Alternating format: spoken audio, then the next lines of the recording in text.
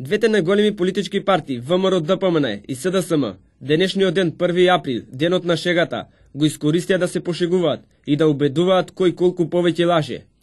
Унијата на млади сили на СДСМ денеска точно напладне се собра пред владината зграда да го искажат својот револт кон владата.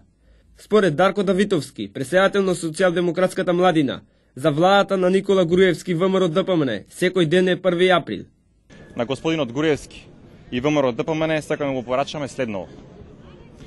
Младите сакаат да видат својата земја како напредува и како се развива.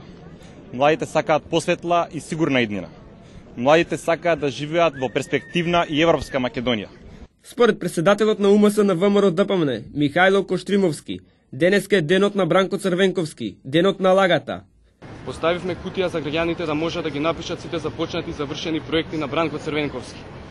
Жал ни е што народот не цени што се овој човек направи за државата, а тоа намали сиромаштијата, вработи по еден од секое семејство, ја опре економијата, го апси криминалниот токтопот, го спречи шверсот на цигари и нафта и ги укина визите.